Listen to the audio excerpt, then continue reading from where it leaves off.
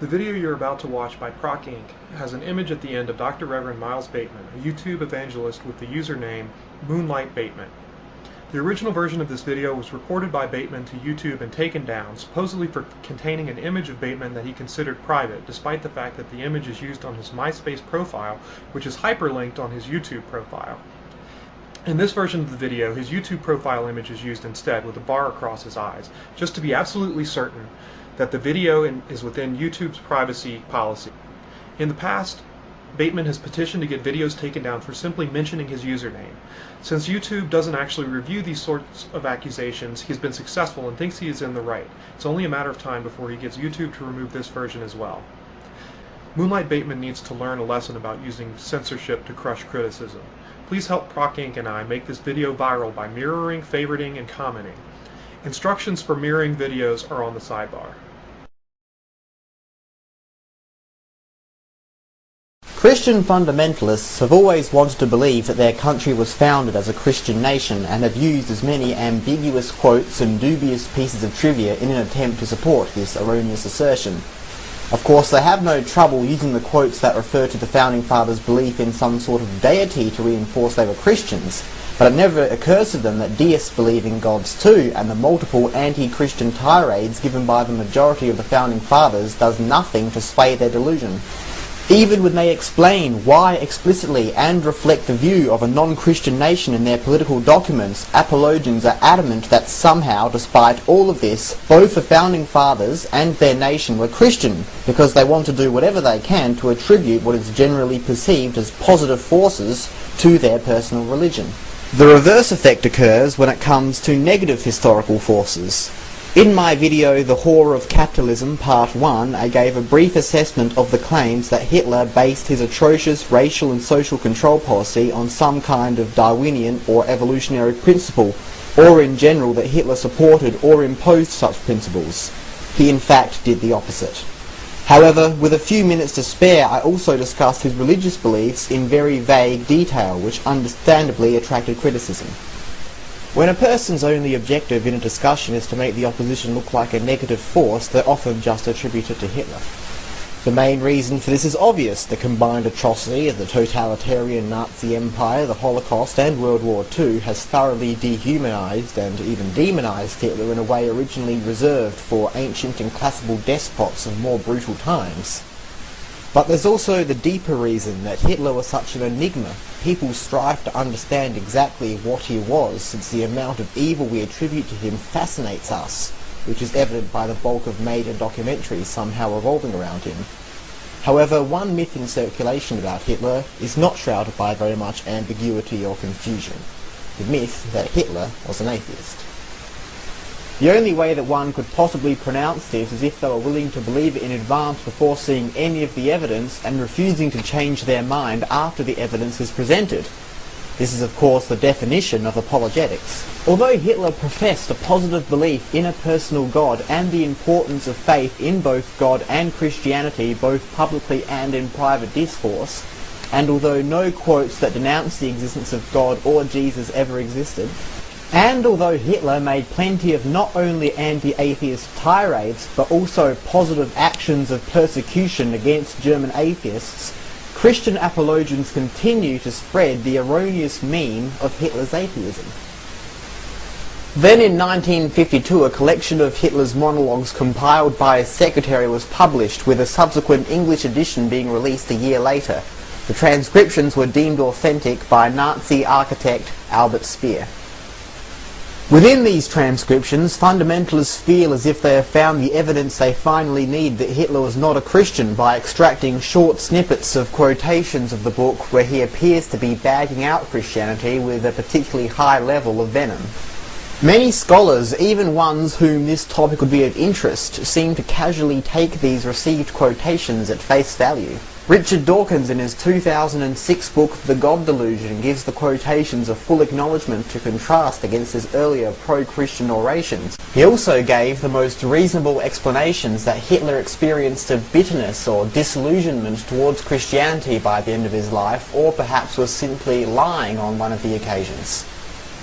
At first I simply concurred on such a conclusion, thinking it interesting that such fiery rants against the doctrines of Christianity fall so well in line with the slightly more eloquent opinions of the founding fathers of the United States of America that I mentioned previously. But then I decided to look deeper into it and drew from Hitler's table talk 3 possible scenarios the dilemma presents us with. The first of these is the most popular, that all quotes from Hitler supportive of theism and Christianity were lies intended to initially win Christian support.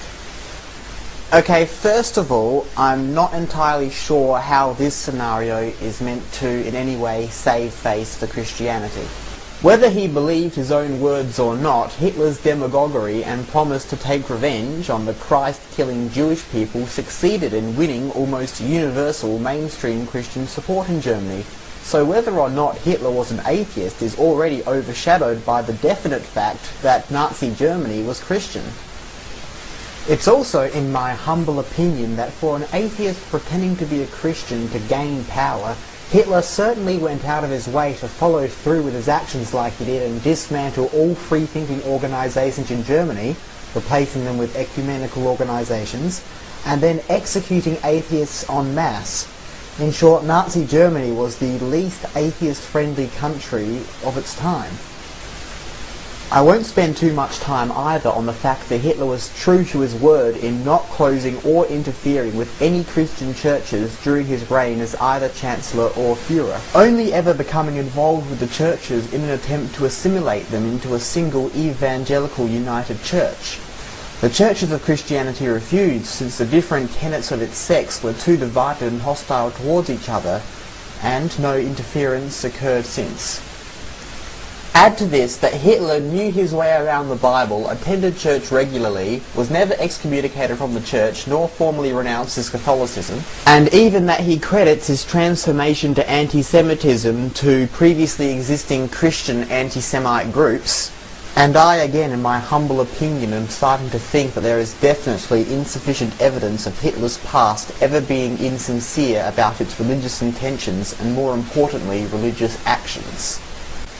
The second scenario presented was one that I thought was the most accurate, that somewhere between his extremely pro-Christian rhetoric of 1938 and his alleged anti-Christian rhetoric of 1941, Hitler had deconverted from Christianity for whatever reason.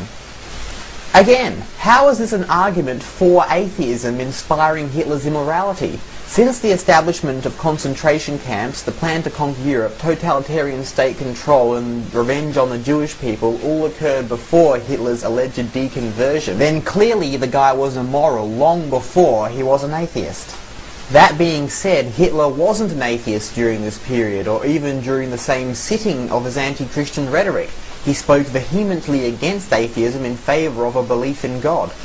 Hitler's anti-Christianity within the book does not concur with an atheist stance either. He maintained admiration for Jesus and described him as a factual, historical figure. His anti-Christianity here seemed to stem from his belief that St. Paul perverted the teachings of Jesus and turned the doctrine of Christianity into a proto-Bolshevism. Combine this with the fact that Hitler integrated his belief in God and Christianity into public speeches right up until 1945 and his death, and even I, who initially believed scenario 2, can admit that this probably wasn't the case and Hitler carried on being Christian right up until his death.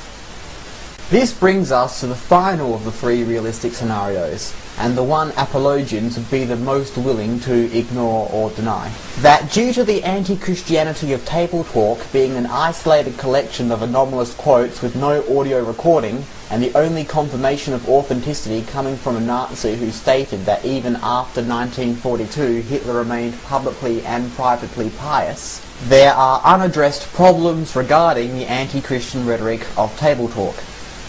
This problem comes in the form of how it was edited. Hitler's secretary, Martin Bormann, a staunch anti-Catholic and probably anti-Christian, was the mastermind behind the idea of stenographing Table Talk's quotations. The scribes appointed by Bormann were put under strict regulation, with the dictations themselves being subject to edited by Bormann himself, who was not even present for at least most of the dictations. The scribes themselves affirm that Bormann made unauthorized and inaccurate changes.